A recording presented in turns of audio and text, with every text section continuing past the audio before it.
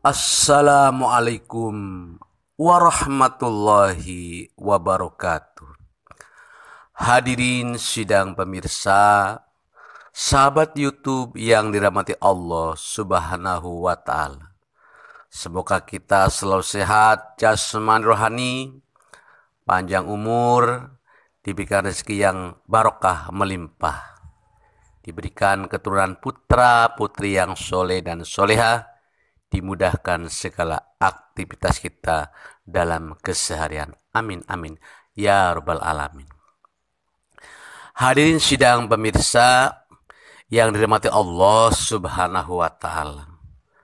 Suatu hari kita mendengar percakapan seorang ayah dengan anak kecilnya.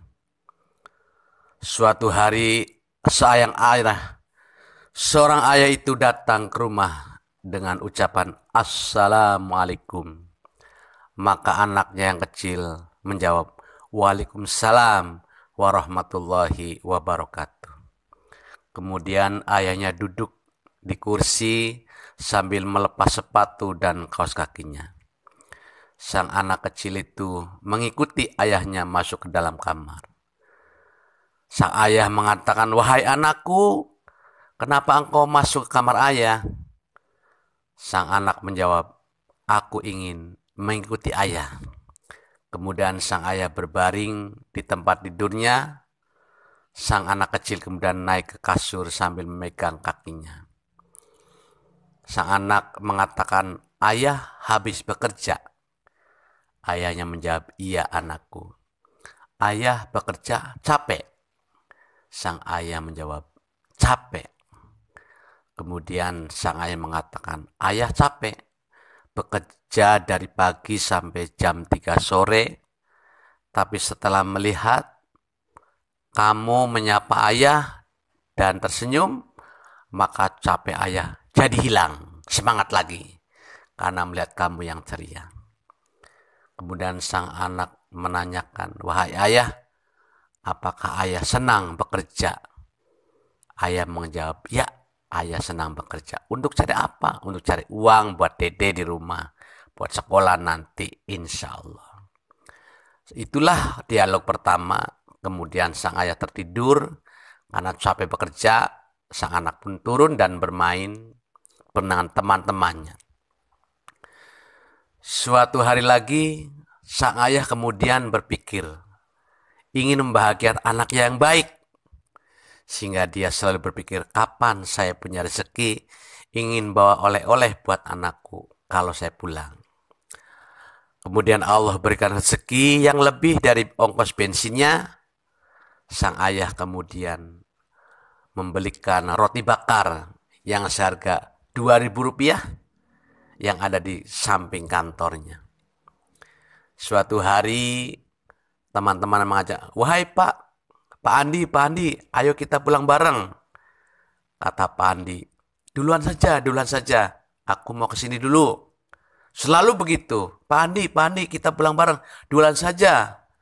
Selalu begitu jawabannya. Kemudian teman-temannya sengaja meneliti kenapa Pak Andi nggak mau pulang bareng. Teman-temannya melihat bahwasanya Pak Andi kalau pulang selalu mampir ke tukang roti bakar, hanya Rp2.000 yang beli. Kemudian dia bawa pulang, teman-temannya pun mengikuti, penasaran ada apa gerangan, kok selalu bawa roti bakar, hanya Rp2.000. Pak Andi datang ke rumah, teman-temannya langsung memburu ke rumahnya dan menanyakan, "Pak Andi, maaf kami dan teman-teman mengikuti Anda dari belakang. Kenapa Anda kalau diajak pulang Pak Andi selalu tidak mau bareng, ingin belakangan? Dan kami dan teman-teman mengikuti Anda bahwa Anda membeli roti bakar setiap hari seharga Rp2.000. Kami kenal ini, apa rahasianya?" Kemudian Bapak Andi menjelaskan, "Wahai sahabat-sahabatku, bukan berarti saya menolak pulang bareng, tapi aku ini punya anak kecil. Saya terharu ketika datang selalu menjawab salam saya, bahkan memegang kaki saya sebagai tanda sayang, mungkin orang kerja. Saya berpikiran bahwasanya Kalau aku punya rezeki, akan kubawakan roti bakar buatnya sebagai hadiah ketika dia menyapa saya dan pulang kerja. Apa yang terjadi karena anak saya ini selalu mengatakan dan berdoa pada Allah Subhanahu wa taala. Ketika saya istirahat sebelum tidur habis kerja, anakku pegang kakiku dan dia katakan, "Ya Allah, mudah-mudahan ayahku selalu sehat, dapat rezeki yang banyak buat Dedek dan buat ibu." Nah, doa-doa inilah yang membuat saya merinding, yang bikin saya terharu dan bikin saya semangat untuk bekerja dan selalu ingin memberikan terbaik buat anakku yang kecil ini yang di rumah. Itulah yang bikin kita selalu ingin. Dan doa-doanya selalu berubah-ubah. Kemudian kadang suatu hari anak saya mengatakan, "Ayah, pengen apa ayah? Pengen punya apa? Nanti Dede doakan," gitu. Allah ya Rob, anak kecil luar biasa. Sampai nanyakan, "Ayah pengen apa?" Dede yang doa, Dede yang mau doa sama Allah gitu. Allah ya Rob. Sehingga aku pernah mengatakan, "Wahai Dede, ayah pengen punya motor baru." Maka anak kecil itu mengangkat kedua tangannya, "Ya Allah, ayahku telah pulang membawa roti bakar. Ya Allah, ayahku minta motor baru ya Allah. Dikabulkan ya Allah." Nah, itu doa itu terus berganti-ganti setiap hari. Kemudian dia mengatakan, ayah hari ini pengen minta apa sama Allah?" Kemudian saya mengatakan, "Ayah pengen keluarganya damai sejahtera." Maka sang anak mengatakan, "Ya Allah, dengan hadiah roti bakar ini yang 2000, mohon berikan ayah dan kami keluarga yang baik, sakinah, mawaddah warahmah." Begitu dan seterusnya. Terus banyak doa-doa yang ucapkan. Sehingga suatu hari nanti sangat-sangatlah bahagia sebagai orang tua punya anak yang luar biasa. Dan mungkin itu juga tanaman-tanaman dari orang tua. Suatu hari sang anak menanyakan, "Ayah, hari ini pengen minta apa sama Allah?" Sang ayah menjawab, "Aku pengen punya mobil anakku, biar kita kalau kemana-mana tidak kepanasan, tidak kehujanan." Sang anak itu mengatakan, "Ya Allah, dengan roti bakar ini, aku minta ya Allah, ayahku kau belikan mobil yang bagus. Amin." Gitu. Begitu dan seterusnya. Hadirin sidang jamaah, sahabat YouTube yang dimata Subhanahu wa taala.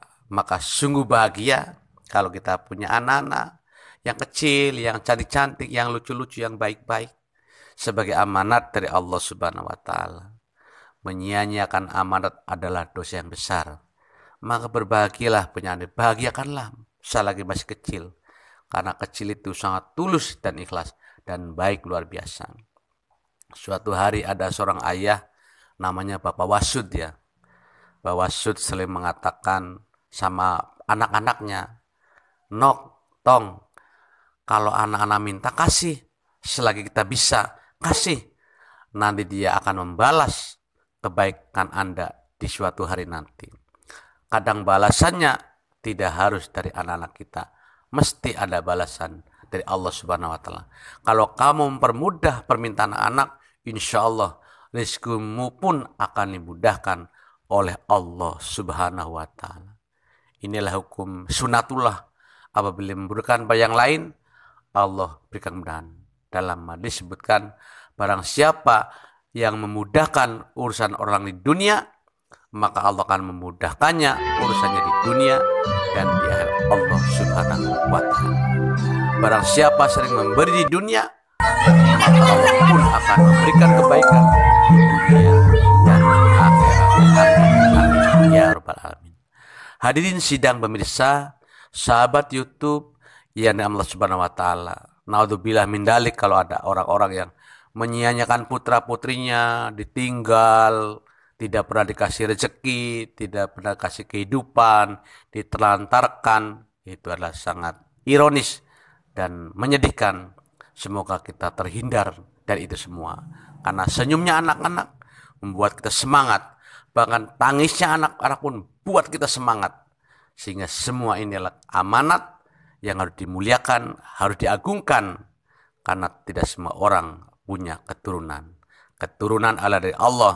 Kita dari Allah, istri dari Allah, keluarga dari Allah, semuanya akan kembali pada Allah dan akan dipertanggungjawabkan di hadapan Allah Subhanahu wa taala.